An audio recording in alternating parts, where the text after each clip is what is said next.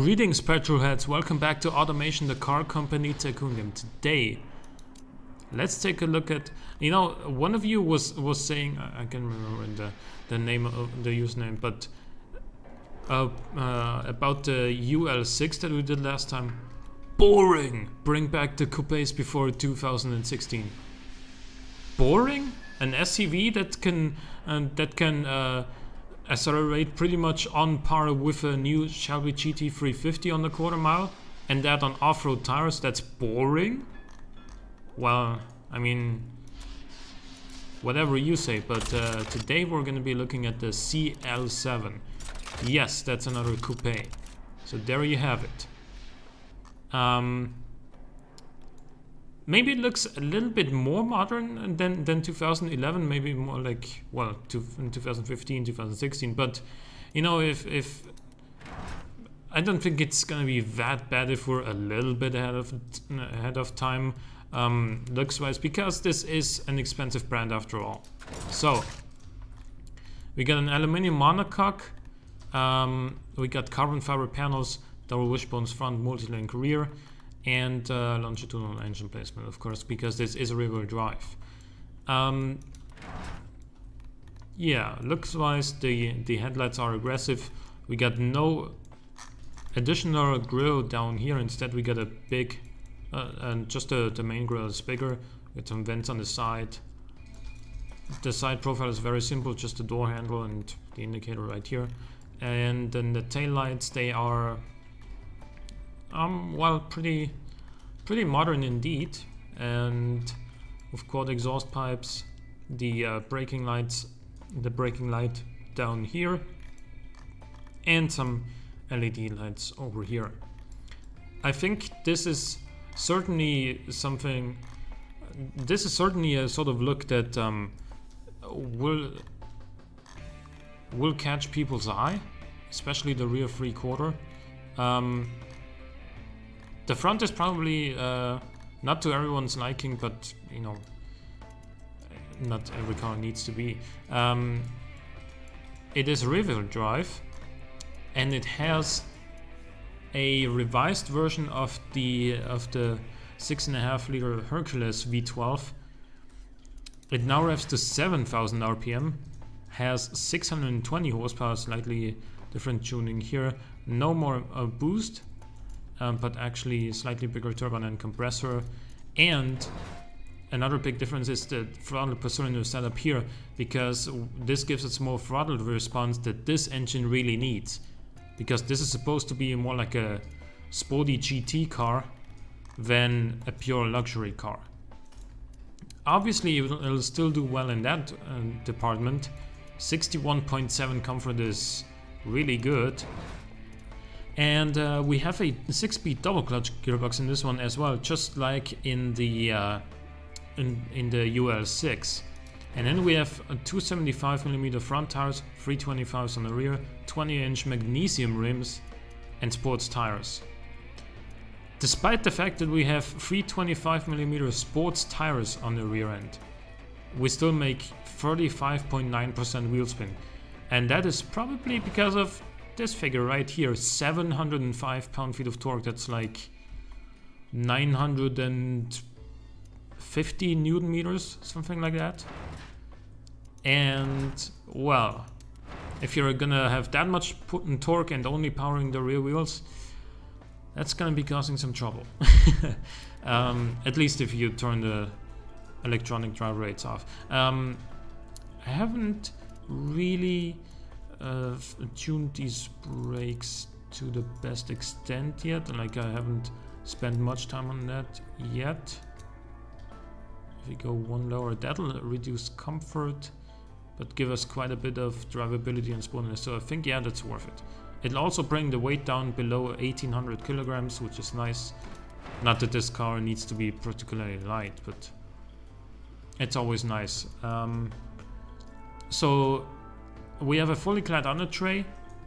We have cooling flaps to help with that economy, which is actually not that bad for a 6.5 liter V12. You gotta say, 11.3 liters for a 620 horsepower V12 on a GT car, it's not so bad. 4 seats, in contrast to the Corvette's 2 seats. Handmade interior, obviously in contrast to what the Corvette has. Luxury infotainment, all driving assists, including launch control. So this one would be pretty cool to launch at the red lights. And advanced safety. Wait, what kind of mufflers do we have? Speaking of, like, yeah, okay. I'm gonna go with straight through mufflers on this one.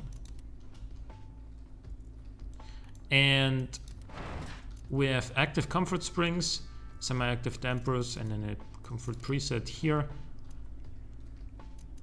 And then overall, because I just changed the mufflers to straight through, comfort went down a little bit, but it's still at 58.2, so that's really good. And economy just dropped ever so slightly as well. So how does this car perform? 4.4 seconds 0 to 100 is obviously a little bit slower than you'd expect with this much power.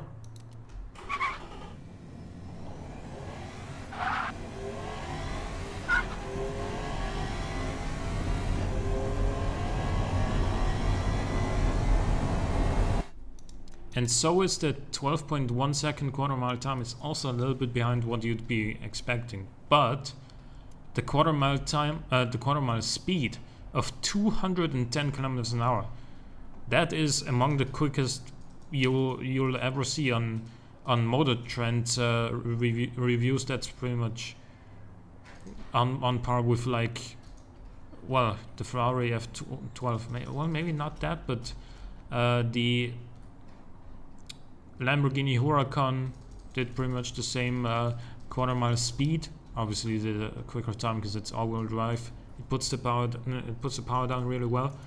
But yeah, once this thing starts hooking up, it flies.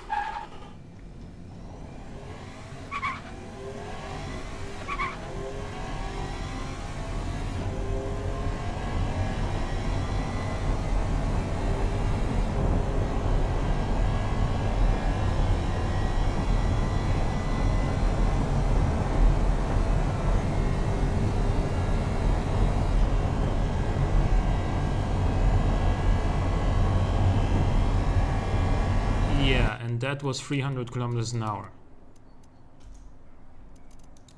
Well, yeah, the acceleration is in this thing, once it gets going, is like really brutal, and I think this just adds to this thing's distinct character, in that it is it's a same or a similar kind of character, although a little bit less extreme maybe, from the Ferrari F12, really, because this is a premium GT car that you can really cover long distances with in great comfort.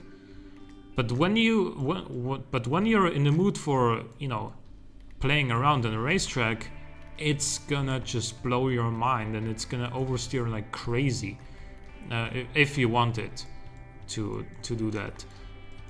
One more thing, I think I mentioned this before, but the economy is actually ridiculously low for a car of this kind.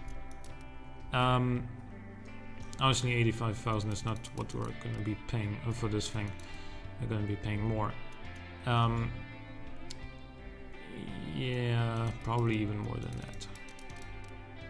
Yeah, $150,000 or so is more along the lines of what I thought this might cost.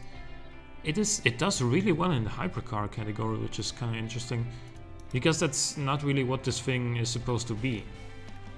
But, you know, overall, it does have the top speed. 340 kilometers an hour is very fast, and the quarter mile speed just shows that it can really get there, and it wants to go fast. So again, this is supposed to be the top of the line coupes that Athena and AMW built. So there is no smaller version, there is no V8 or let alone a V6 or something. There's just this version of it, and if you don't like it, you're gonna have to buy an AMW instead, because this is the only big coupe you're gonna get from Athena. And well, hope you guys enjoyed this episode of Automation. Leave a like or a comment if you did. Thanks for watching.